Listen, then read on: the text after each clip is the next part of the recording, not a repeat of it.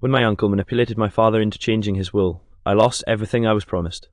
But then I uncovered a secret that changed the game. My name is Bennett, I'm 42 years old, and until last year, I thought I understood my family. Turns out, I didn't know a damn thing. It was a rainy Friday night in October when my father called me to his house in Rochester, New York. The old colonial-style home smelled faintly of cedar, and the faint hum of the grandfather clock filled the silence. Dad was sitting in his leather chair by the fireplace, sipping his usual scotch. "Marcus, we need to talk," he said without looking at me. That phrase, "we need to talk," has never led to anything good in my life. He went on to tell me that he was making some changes to his will. The way he avoided my eyes made my stomach twist. For as long as I could remember, I had been told I would inherit the family's lake house in Skinnitals, a property worth around $1.02 million. It had been in our family for 3 generations, and I had poured thousands of my own dollars into its repairs over the years. Changes? What kind of changes? I asked, my voice sharper than I intended. Dad hesitated, then finally said, "Your Uncle Richard will be overseeing the lake house. It's better this way." I froze. Uncle Richard? The man who could turn a conversation about the weather into a sales pitch. The man who had once tried to convince my father to invest in some ridiculous crypto scheme. "Overseeing?"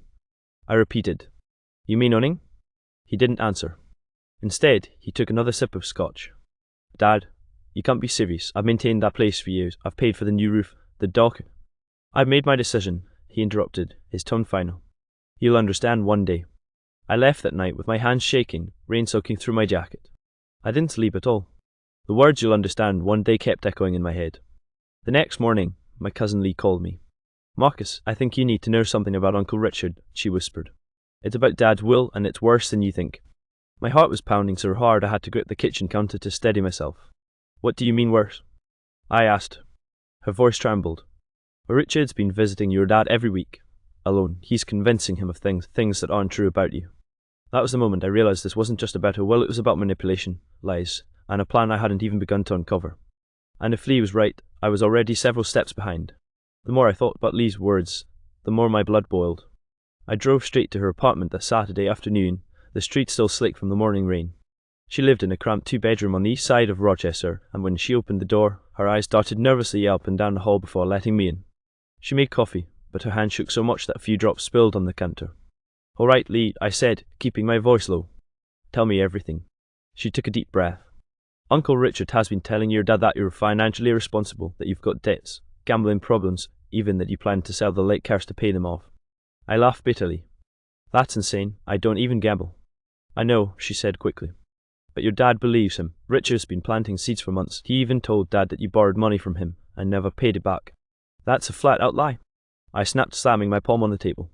"I've never borrowed a dime from him." She leaned in closer. "There's more. I overheard him on the phone with a lawyer. He's pushing for your dad to sign a new will as soon as possible, and I think he's getting something out of it, a lot more than just the lake house." Her words hit me like a punch to the chest. This wasn't just family politics, this was theft, wrapped in manipulation. That evening, I decided to go to my dad's house unannounced. It was 7:42 p.m. when I pulled into the driveway, the porch light casting long shadows across the wet lawn. I could see through the living room window Dad and Richard were sitting together, papers spread across the coffee table. I knocked and the door opened after a long pause. Richard stood there, a smile that didn't reach his eyes plastered on his face. "Marcus," he said smoothly. "What a surprise." "I need to talk to Dad," I said, brushing past him. Dad looked annoyed. "Marcus, this isn't a good time." I glanced at the papers. Legal documents. I could see my name on one page crossed out in red ink. My chest tightened. "What the hell is this?" I demanded. "Just estate planning," Richard said, his voice dripping with false calm. "We're making sure everything is secure." "By cutting me out?" I shot back. Richard's eyes flickered with something satisfaction, maybe. Sometimes hard decisions need to be made. I turned to Dad. "You can't honestly believe I'd sell the lake house. You know me better than that." Dad's face was unreadable. "Marcus, I've heard things that make me question your judgment." I knew then I had lost his trust, and someone had put that poison there. As I left, I caught Richard's smirk in the reflection of the storm door. That smirk told me he thought he had already won. But what he didn't know was that I was about to dig into every corner of his life until I found something to burn his little empire down. And I wouldn't have to wait long. Because the very next morning, Lee sent me a text with 6 words that made my pulse race. "I found something. You need to see this." Lee's text had me in my car before I'd even finished my coffee. The roads were quiet that Sunday morning, the air crisp with the first hint of winter. I kept running through possibilities in my head. What could she have possibly found? When I arrived, She didn't waste time on small talk. She shoved a folder into my hands.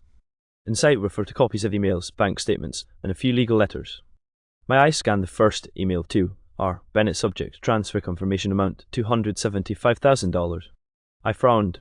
What am I looking at? Lee's voice was steady, but her eyes betrayed her nervousness. That's a transfer from Dad's account to your dad's account to an offshore account in the Canaan Islands. The account belongs to Uncle Richard. I stared at the page. When was this? 2 weeks ago, and it's not the first one. There are 3 others over the past year. Smaller amounts, $40,000, $55,000, $80,000, always right after Richard visits your dad. It hit me like ice water down my spine. Richard wasn't just manipulating the will, he was already bleeding Dad's accounts dry. Lee leaned forward. I think he's convincing your dad these are investments, but they're not. He's pocketing everything. I sat back, my mind racing. If this is true, we can nail him for fraud, but we need proof that Dad doesn't know what's really happening. She nodded. That's where it gets tricky. Dad's so convinced Richard is looking out for him, he'd defend him even if we had video of him stealing the silverware. I rubbed my temples. We need to catch him in the act, something undeniable. That evening, I decided to go back to Dad's place but not through the front door. Around 9:15 p.m, I parked a block away and walked the rest of the distance under the cover of darkness. The cold breath at my cheeks as I slipped into the backyard. Through the kitchen window, I saw Richard alone at the table, his phone pressed to his ear.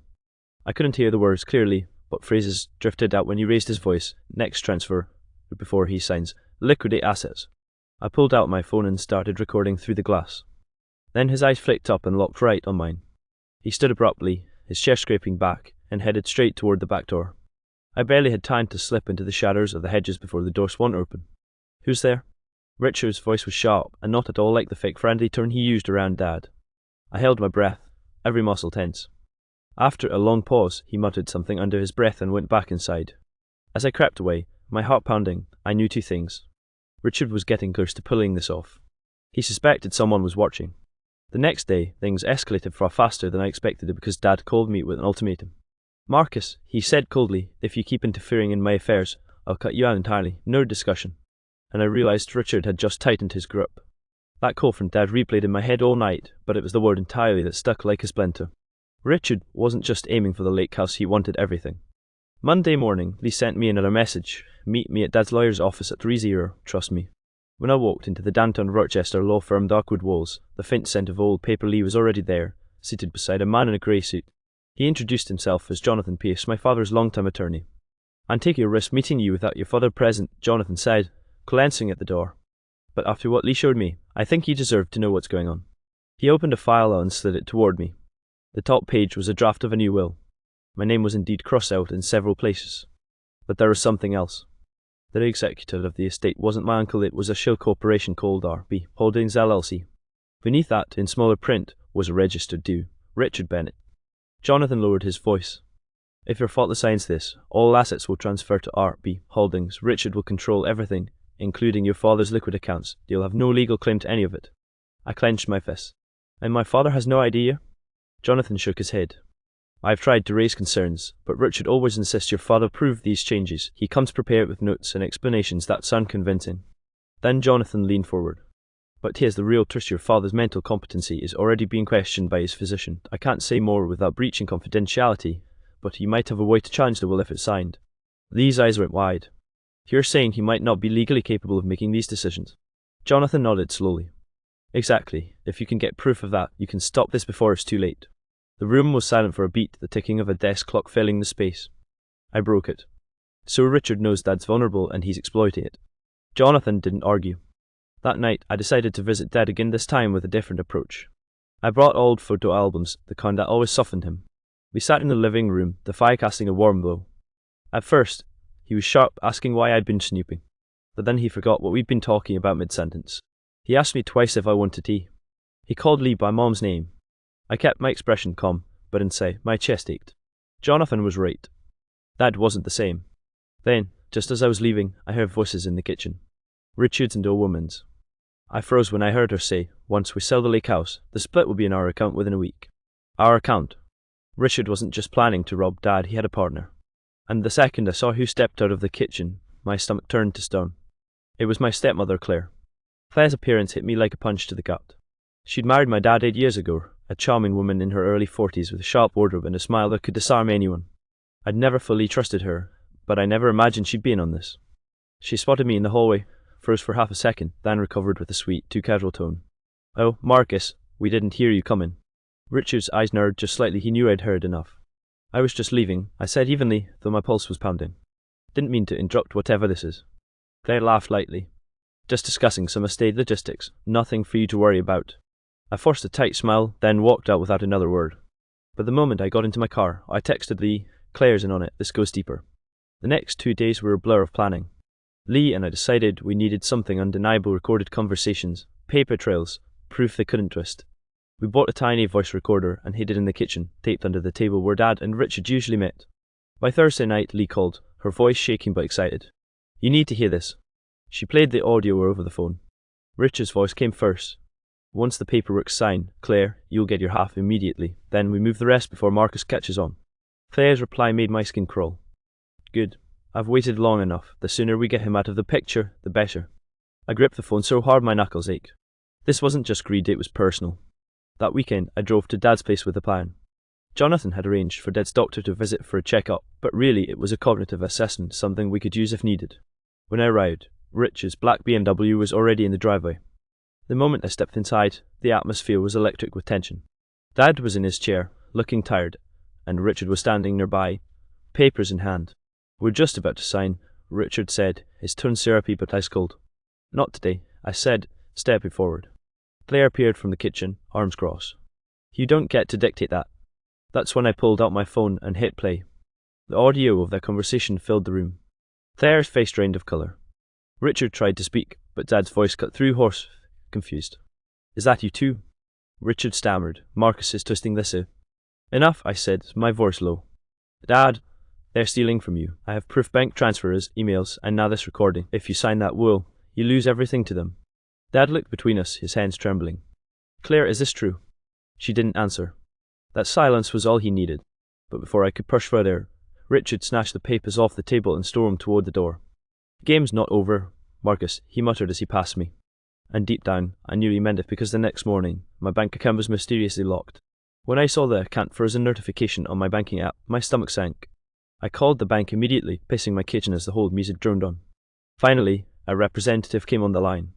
"Mr. Bennett, your account has been flagged due to an ongoing fraud investigation. There's also a legal hold filed by an attorney, Richard Bennett." I stopped dead. "Richard? He's my uncle. What the hell does he have to do with my account?" The rep hesitated. "I can't share details, but it appears a formal complaint was made alleging suspicious transactions in your name. Until this is resolved, your funds are inaccessible." I nearly laughed, it was so blatant. Richard was trying to discredit me financially, to back up a lie he'd been feeding my father about me being irresponsible with money. I immediately called Lee. "He's coming after me directly now," I told her. "If I can't access my own money, I can't fight him in court." Her voice was tight. "Then we need to hit him harder and fast." That afternoon, Jonathan called with a lead. "I've been digging into RB holdings," he said. "There's a paper trail, fake invoices, inflated consulting fees, all paid out of your father's accounts. If we can link those directly to Richard, he's finished." We agreed to meet that night at Jonathan's office. The winter wind cut through my coat as I walked the few blocks downtown. Inside, Jonathan laid out documents across the conference table: spreadsheets, wire receipts, even scan passports showing Richard's frequent trips to the Caymans. But one document stood out: a signed agreement between RB Holdings and Claire Bennett for estate management services totaling $150,000 paid last month. Lee's jaw dropped. They've already started paying her from Dad's account. I stared at the page, my anger boiling into something sharp and focused. "This is enough to go to the police." Jonathan nodded. "It is, but if we go now, they might destroy whatever's left. We need to catch them transferring funds in real time. That would make the case airtight." The opportunity came sooner than expected. The next evening, Lee called in a whisper. "Richard's here now. They are in the kitchen with laptops. I think they are moving money." I was in my car in seconds, the cold air burning my lungs as I hurried to Dad's. I parked around the corner, slipped through the side yard, and peered in through the back window. Richard was hunched over his laptop, Claire beside him, both focused on the screen. I caught a glimpse of a bank interface, digits in the hundreds of thousands. I started recording with my phone, zooming in on the screen. Then I hit the jackpot. Richard's voice, clear as day. "Once this $320,000 clears, we're untouchable." I had him. But then Claire's head snapped toward the window. Her eyes locked on mine.